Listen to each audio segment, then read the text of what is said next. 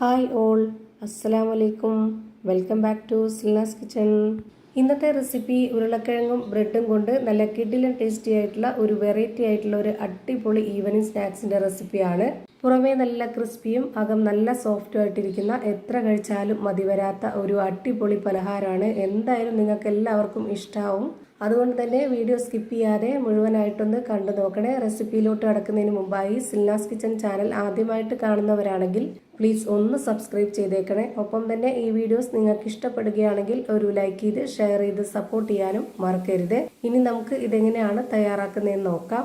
ഈ പലഹാരത്തിനായി ഫില്ലിങ്സിന് ഒരു കൂട്ട് തയ്യാറാക്കുകയാണ് ചെയ്യുന്നത്. ആദ്യം തന്നെ ഇതിനു വേണ്ടി സ്റ്റവിലേക്ക് ഒരു പാൻ വെച്ച് കൊടുത്ത് ഫ്ലെയിം ഓൺ ആക്കി കൊടുത്തിട്ടുണ്ട്.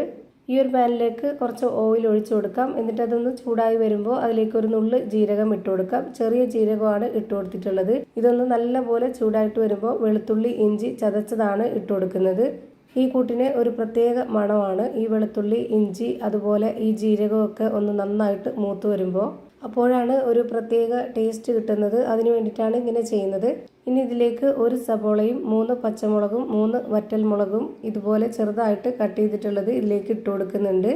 ഇതിൻ്റെ കൂടെ തന്നെ കുറച്ച് കറിവേപ്പിലയും കൂടെ കട്ട് ചെയ്തിട്ട് കൊടുത്തിട്ടുണ്ട്. മല്ലിയിലയുടെ ഫ്ലേവർ ഇഷ്ടമുള്ളവർക്ക് അതുകൂടി ഇട്ട് കൊടുക്കാവുന്നതാണ്.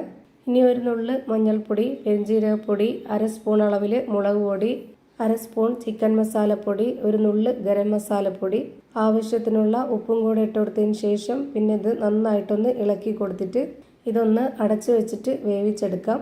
ഞാനിതിൽ പച്ചമുളകും ഉണക്കമുളകും 3 വെച്ചിട്ട് ഇട്ട് കൊടുത്തിട്ടുള്ളത് കൊണ്ടാണ് മുളക് പൊടി 1/2 സ്പൂൺ അളവിൽ ഇട്ട് കൊടുത്തിട്ടുള്ളത്. എരിവൊക്കെ ഓരോരുത്തരുടെ ഇഷ്ടത്തിനനുസരിച്ച് കൂട്ടിയും കുറച്ചൊക്കെ ഇട്ട് കൊടുക്കുക. ഇനി നമുക്ക് ഇതൊന്ന് തുറന്ന് നോക്കാം. ഇപ്പോൾ നന്നായിട്ട് വെന്ത് വന്നിട്ടുണ്ട്. ഇത്രയും ആവുമ്പോൾ ഇനി ഇതിലേക്ക് കിഴങ്ങ് ഉടച്ചതാണ് ഇട്ട് കൊടുക്കുന്നത്. 2 ഉരുളക്കിഴങ്ങ് കുക്കറിലിട്ട് വേവിച്ചെടുത്തതിന് ശേഷം അതിൻ്റെ തൊലിയൊക്കെ കളഞ്ഞിട്ട് ഇതുപോലെ ഉടച്ചെടുത്തിട്ടുള്ളതാണ് ഇതിലേക്ക് ഇട്ട് കൊടുത്തിട്ടുള്ളത്. ഇനി ഇതെല്ലാം കൂടെ വെന്ത് കുഴഞ്ഞ് കിട്ടാൻ വേണ്ടിയിട്ട് ഇതിലേക്ക് ഒരു 1/2 ഗ്ലാസ് വെള്ളം ഒഴിച്ച് കൊടുത്തിട്ട് ഇതുപോലെ നന്നായിട്ടൊന്ന് ഇളക്കി കൊടുത്ത് ഇതൊന്ന് അടച്ചു വെക്കുന്നുണ്ട്. ഒരു 2 മിനിറ്റ് നേരം ഇങ്ങനെ ഒന്ന് വെന്ത് വരട്ടെ. അപ്പോഴേക്ക് ഇതിൻ്റെ ആ ഒരു വെള്ളമൊക്കെ വറ്റി മസാലയും കിഴങ്ങും ഒന്നിച്ച് സെറ്റായിട്ട് കിട്ടും. ആ ഒരു പരുവാണ് നമുക്ക് വേണ്ടത്.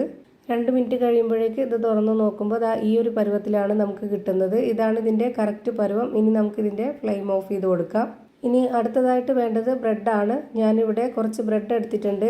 ഈ ബ്രെഡിൻ്റെ ചുറ്റും ഒന്ന് കട്ട് ചെയ്തെടുക്കുന്നുണ്ട്. ഇത് നമുക്ക് എത്രത്തോളം ആവശ്യമുണ്ടോ ഈ പലഹാരം അതിനനുസരിച്ചുള്ള ബ്രെഡ് എടുക്കാവുന്നതാണ്. അപ്പോൾ ഇതിൻ്റെ സൈഡ് ഭാഗമൊക്കെ ഇതുപോലെ കട്ട് ചെയ്തിട്ട് വെച്ചിട്ടുണ്ട്. ഇതേപോലെ തന്നെ എല്ലാം മാറ്റണം. ഇനി ഇതിൽ നിന്ന് ഓരോ ബ്രെഡ് എടുത്തിട്ട് ഇതുപോലെ നന്നായിട്ടൊന്ന് പരത്തി കൊടുക്കുക. എത്രത്തോളം നൈസാക്കി പരത്താമോ അത്രയും നൈസാക്കിയിട്ട് എടുക്കണം. അങ്ങനെ ഞാനിവിടെ ഓരോന്നോരോന്നായി ചെയ്ത് മാറ്റിയിട്ടുണ്ട്. ഇനി പരത്തിയെടുത്ത ഒരു ബ്രെഡ് എടുത്ത് ഇതുപോലെ വെച്ചിട്ട് അതിലേക്ക് നമുക്ക് നേരത്തെ ഫില്ലിങ്സിനായിട്ട് തയ്യാറാക്കിയിട്ടുള്ള ആ ഒരു കൂട്ട് ഇതിലേക്ക് കുറച്ച് വെച്ച് കൊടുത്തിട്ട് ഇതുപോലെ സ്പാച്ച് വെച്ചിട്ട് നന്നായിട്ടൊന്ന് കറക്റ്റാക്കി കൊടുക്കുക. എന്നിട്ട് ഇതുപോലെ ഒന്ന് റോൾ ചെയ്തെടുക്കുന്നുണ്ട്. ഒരുപാട് ബലം കൊടുക്കാതെ നല്ല നൈസായിട്ട് ഇതുപോലെ ഒന്ന് റോൾ ചെയ്തെടുക്കുക. റോൾ ചെയ്തെടുക്കുമ്പോൾ ചെറുതായിട്ടൊന്ന് പൊട്ടിപ്പോവുകയൊക്കെ ചെയ്യും. അതൊന്നും പ്രശ്നമില്ല.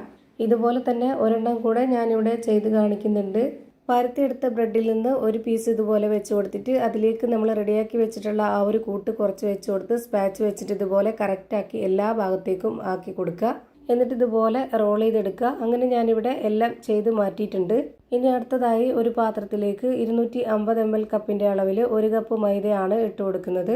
അതിൻ്റെ കൂടെ തന്നെ ആ ഒരു കപ്പ് അളവിൽ 1 കപ്പ് വെള്ളവും കൂടെ ഒഴിച്ചു കൊടുത്തിട്ട് ആവശ്യത്തിനുള്ള ഉപ്പും കൂടെ ഇട്ട് കൊടുത്ത് ഇതുപോലെ ഒരു വിസ്ക് വെച്ച് നന്നായിട്ട് ഇളക്കി കൊടുക്കുക.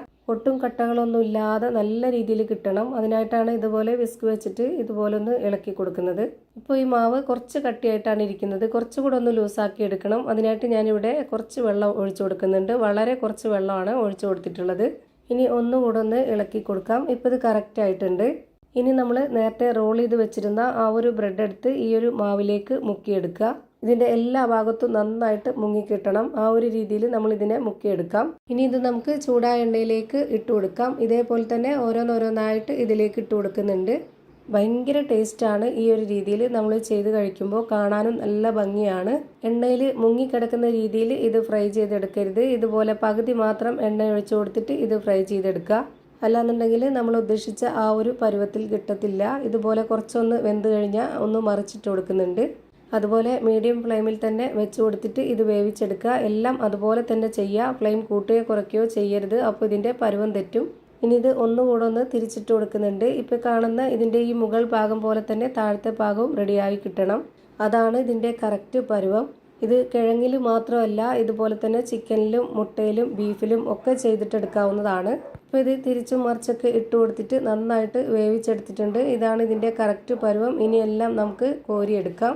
ഇതുപോലെ തന്നെ എല്ലാം ഫ്രൈ ചെയ്ത് ഞാനിവിടെ ഒരു പാത്രത്തിലേക്ക് മാറ്റിയിട്ടുണ്ട്. എത്ര എണ്ണമാണോ വേണ്ടത് നമുക്ക് അത്രയും ബ്രെഡ് എടുത്ത് ഇതുപോലെ ചെയ്തെടുക്കാവുന്നതാണ്. ഭയങ്കര ഒരു വെറൈറ്റി ടേസ്റ്റാണ്, എല്ലാവർക്കും ഇഷ്ടമാവും. അപ്പോൾ ഇതുപോലെ ഒന്ന് ട്രൈ ചെയ്ത് നോക്കുക. ഇതിൻ്റെ പുറം ഭാഗം നല്ല ക്രിസ്പിയും അകം നല്ല സോഫ്റ്റും ആയിട്ടാണ് ഇരിക്കുന്നത്. അപ്പോൾ ഇത്രയേ ഉള്ളൂ ഇന്നത്തെ വീഡിയോ.